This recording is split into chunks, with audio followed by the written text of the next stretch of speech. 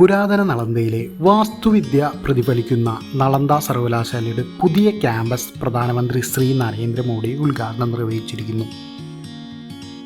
പൈതൃക സ്ഥലമായി പ്രഖ്യാപിക്കപ്പെട്ട നളന്ദ അവശിഷ്ടങ്ങളിൽ നിന്ന് 20 കിലോമീറ്റർ താഴെയാണ് സർവകലാശാല സ്ഥിതി ചെയ്യുന്നത്.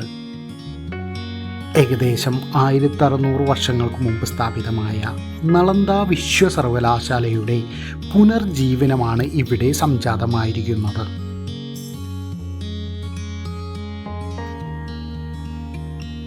നളന്ദ എന്നാൽ അറിവിൻ്റെ ദാനം നിർത്തരുത് എന്നാണ് ഇതിൻ്റെ അർത്ഥം.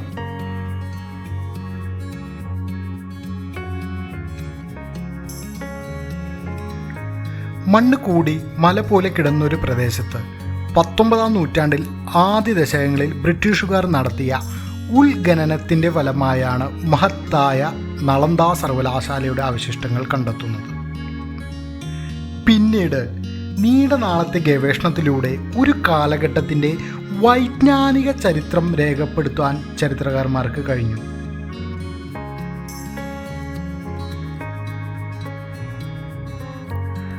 ആർക്കിയോളജി സർവേ ഓഫ് ഇന്ത്യ ഉൾഖനനത്തിലൂടെ കണ്ടെത്തിയ 23 ഏക്കർ സ്ഥലം ഇന്ന് യുനെസ്കോയുടെ പൈതൃക പട്ടികയിൽ ഇടം നേടിയ ഈ ഭൂപ്രദേശം ഇനിയും കണ്ടെത്താനിരിക്കുന്ന വലിയൊരു ഭൂപ്രദേശത്തിൻ്റെ ചരിത്ര സാക്ഷ്യങ്ങളുടെ ചെറിയൊരു ഭാഗം മാത്രമായിരിക്കാം.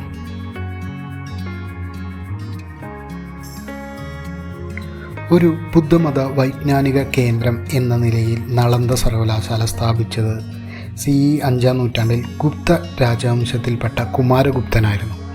ക്രമേണ ബുദ്ധമത പഠന കേന്ദ്രത്തിനപ്പുറത്തേക്ക് നളന്ദ സർവകലാശാല വളരുകയും ലോകത്തെ ആദ്യത്തെ റെസിഡൻഷ്യൽ സർവകലാശാല എന്ന നിലയിൽ അന്താരാഷ്ട്ര സർവകലാശാല എന്ന നിലയിലും പ്രശസ്തമാവുകയും ചെയ്തു.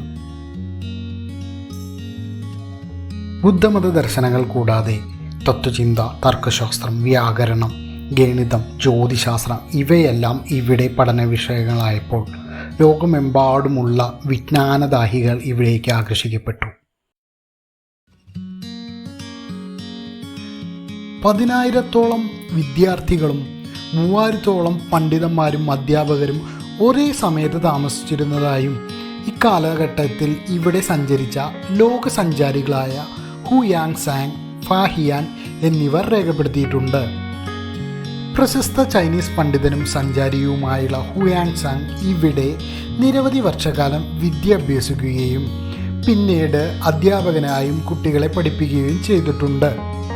ലോക പ്രശസ്തനായ ഭാരതീയ ഗണിതശാസ്ത്രജ്ഞ ആര്യഭട്ട ഒരു കാലത്ത് സർവകലാശാലയുടെ തലവനായിരുന്നു. അധ്യാപകർക്കും വിദ്യാർത്ഥികൾക്കും ഒരേ സമയം താമസിക്കുന്നതിനും അവർക്കായി മീറ്റിംഗ് ഹാളുകൾ, ധ്യാനപ്പുരകൾ, ജലസംഭരണികൾ, ലെക്ചർ ഹാളുകൾ എന്നിവയെല്ലാം ഇവിടെ ഉണ്ടായിരുന്നു. കൂടാതെ നിരവധി ബുദ്ധമത വിഹാരങ്ങളും സന്യാസി മഠങ്ങളും ക്ഷേത്രങ്ങളും ഉൾപ്പെട്ടതായിരുന്നു ഈ സർവകലാശാല ക്യാമ്പസ്. അശോക ചക്രവർത്തി പണി കഴിപ്പിച്ച പ്രശസ്ത ക്ഷേത്രം ഇവിടുത്തെ പ്രധാന സവിശേഷതയാണ്.